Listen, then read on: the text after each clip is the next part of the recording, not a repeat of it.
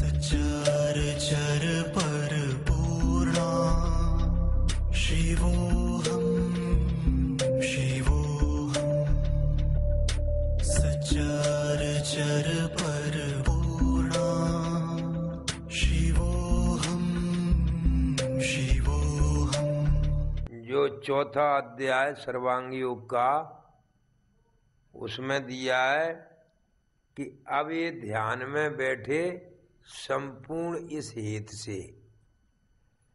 क्या ध्यान में बैठे? जो पहले कहा है, आदि में क्षर का भाव देखना निज बुद्धि से।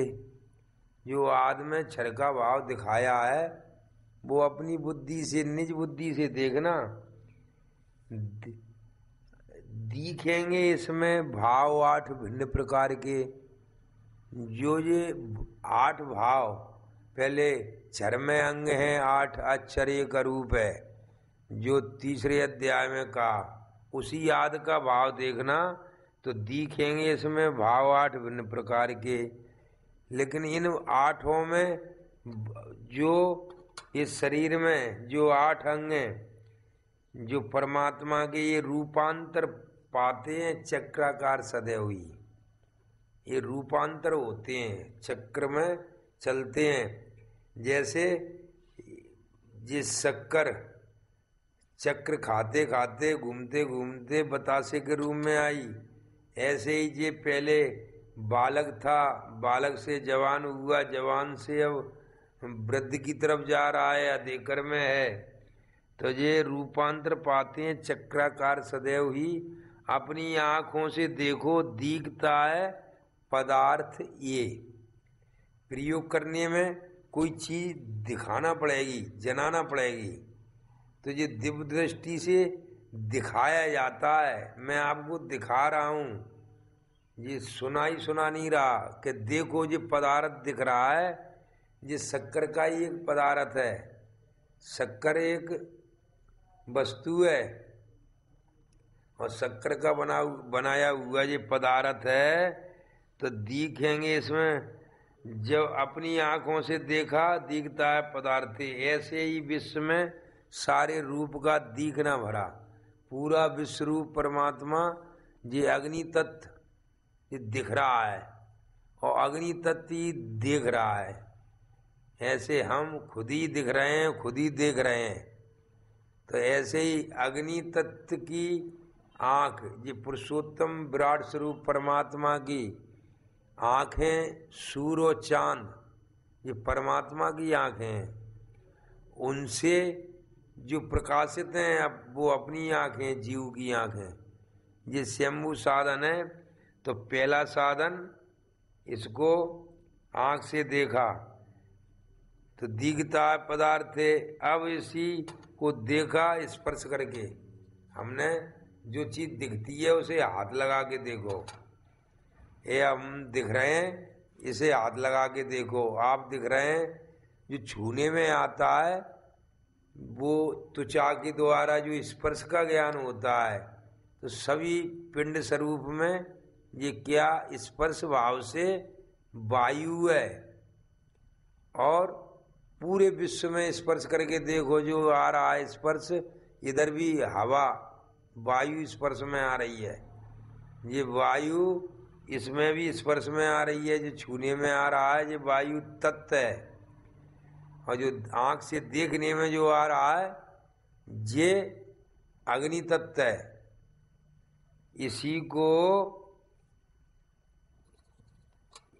जब हाथ लगा के स्पर्श से देखा, पूरे विश्व में स्पर्श है भरा। इसे में शब्द है स्थायी, इसमें क्या है? स्थायी शब्द, इसमें स्थायी है भरा हुआ। लेकिन इसको बजाएंगे, ढूकेंगे तो सब में शब्द भरा है। जहाँ भी बजाएंगे शब्द आएगा। ये शब्द सब में जो आकाश तत्व भरा हुआ है, आकाश तत्व का गुण है शब्द। तो सब गुणों से पहचान होती है वस्तु की। तो हमको परमात्मा के जो 8 अंग हैं वो अपने शरीर में और पूरे कण में ये जाने जाते हैं। तो 8 साधनों के द्वारा जो जानने में आया, तो शब्द भी इसमें है भरा। इसी रीत लखु सारे दृश्य में शब्द भी है रमा। इसको जो शब्द रमा हुआ है, इसी को हमने जीभ से लगा के देखा। तो जब जीभ से कोई चीज लगा करके देखते हैं तो क्या आता है? जानने में, देखने में, अनुभव में स्वाद। हर वस्तु में स्वाद आता है। ये हर वस्तु में, जो शरीर में जीभ लगा के देखते हैं, जो स्वाद में आता है वो जल भरा है। जल, जल तत्व। ये जल आँख से दिखता है, जल वो पंच महाभूतों में जल है। और ये स्वाद में जो आता है वो क्या है? वो जल तत्व है। तो इसी को हमने नाक से सूंघ के देखा, तो इसमें गंध है भरा। तो ऐसे इसमें भी सूंघ के देखा, गंध इसमें है भरा। जो नाक से गंध आ रहा है वो पृथ्वी तत्व का गुण है। पृथ्वी तत्व की ज्ञान इंद्री नाक है, और गुण उसका गंध सुगंध। जो हर वस्तु में गंध सुगंध पूरे में ठोस भरा है। कहीं भी आप अपने आप को सूंघिए, कहीं भी पूरे विश्व में कहीं भी नाक लगा के देखिए, जो नाक लगा के जो गंध सुगंध आ रहा है वो पृथ्वी तत्व है भरा। इसी को हमने 5 तत्वों को देखा एक ही वस्तु में। इसमें ये आँख से रूप, त्वचा से वायु, और जीभ से जल तत्व, और ये नाक से पृथ्वी तत्व, और आकाश से ये आकाश का गुण है शब्द। ये आकाश से शब्द। ये कान से देखा हमने, कान ज्ञान इंद्रिय है। कान पे जो बैठने की, सुनने की क्षमता है वो आकाश तत्व का देवता, श्रवण करने वाला स्रोत। अब ये एक में 5 दिखे, और इसमें भी शरीर में एक में 5। आपके शरीर में भी आपने 5 तत्व देखे एक में। तो ये 4थे अध्याय में तत्वों का निरूपण प्रयोग कराया है कि आप देखिए, इसमें पंचीकरण जो आ चुका है, ये पंचीकरण आ चुका। या लो 5 तत्वों का सूक्ष्म भेद लगा दिया। जो सूक्ष्म भेद है इसी में 5 का ब्यौरा और पंचीकरण आ चुका। रचना शब्द की सारी 5 को बतला रही, लेकिन मैं आपको पूरा करके दिखा रहा हूँ अलग अलग। कि नाक से गंध देखो, जीभ से रस और स्वाद देखो। देखो, सुनो नहीं। मैं विश्वरूप परमात्मा का पिंड और पूरे ब्रह्मांड को एक रूप में दिखा रहा हूँ कि इस पिंड में जो स्पर्श है वही पूरे ब्रह्मांड में हाथ लगा के देखो स्पर्श है। इस पिंड में ये नाक से देखो गंध आ रही है, ऐसे ही पूरे विश्व में नाक लगा के देखो। जो गंध आ रही है वो पृथ्वी है। जो आँख से जो पूरा विश्व दिख रहा है, ये पूरा ये आँख से दिख रहा है, ये अग्नि अग्नि है। तो एक में 5, तो 5। अब इनके आगे 5 के आगे गुण हैं। ऐसे नाक कान ये 5 हैं। अब नाक कान के अंदर मन है। ऐसे ही हर वस्तु में ये 5 हैं। 5 से देखा, लेकिन इन 5 के भीतर सूक्ष्म गुण है। वो सूक्ष्म है गुण। ऐसे ही इसके सामने देखा, लेकिन इसके सूक्ष्म है, इसके अंदर गुण। अब इससे बुहार करने से पता लगेगा। किसी भी मनुष्य जो सब बैठे हैं सभी स्त्रियां, तो इनसे इन बैठने से और देखने से ही इनके गुणों का पता नहीं लगेगा, इनसे व्यवहार करना पड़ेगा। तो हम संसार की जिस इंद्री की जो वस्तु है उससे व्यवहार करके देखें तो जो अच्छा ही अच्छा अनुभव आता है उसे हम सतोगुण कहते हैं। और हम व्यवहार करके देखें, ऐसे हम पेटी, हारमोनिया, ढोलक ये खरीदने जाते हैं तो कान से देखेंगे, बजा के कान से देखो, तो कान से भी देखना होगा ना। तो कान से क्या देखेंगे? शब्द। न जीभ से चाटने में आएगा, न नाक से सूंघने में आएगा, न आँख से देखने में आएगा, न ये स्पर्श करने में, पकड़ने में आएगा। शब्द तो एक सिर्फ कान से सुनने में आएगा। सूक्ष्म तत्व है, सबसे सूक्ष्म आकाश तत्व, उसका गुण है शब्द। तो जब अब मन के द्वारा देखना है तो गुण है इनके आगे, वे तीनों सूक्ष्म रूप है। पांचों ज्ञान इंद्रियों से वो दिखने का नहीं, कभी जानेगा मन वे तीनों और उनके स्वभाव धर्म को। इनके किसके स्वभाव धर्म को? जिस वस्तु से वो व्यवहार करेगा, उसके स्वभाव से वो जानकारी लेगा कि इसमें कितने गुण हैं।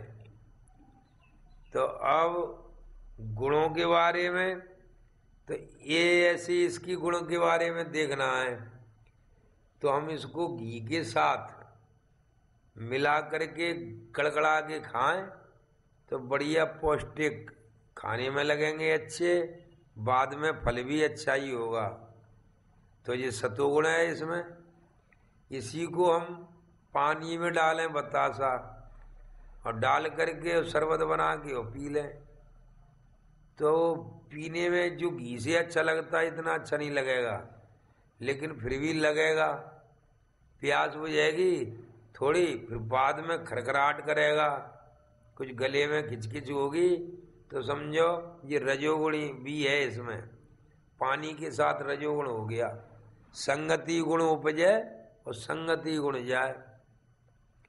और कुछ नहीं तो इसे रूखा खाया, कटर जैसे भी चबाया, मसूड़े में छिदा, थोड़ी परेशानी हुई, बाद में भी शक्कर गर्मी करती है, तो जी गर्मी कर गया, सिर में दर्द हुआ, जुकाम हुआ, तो मानी बाद में भी परेशान कर रहा है ये शक्कर, तो इसमें तमोगुण भी है। ऐसे ही हर एक वस्तु में हम घटा के देखें, तीनों गुण व्यवहार में आते हैं अलग अलग प्रकार से, जैसे व्यवहार करें। तो ऐसे ही माइक है, ये बड़ा प्रिय है, जब से आया है जब से अच्छा काम करता है, तो इसमें सतोगुण है बड़ा।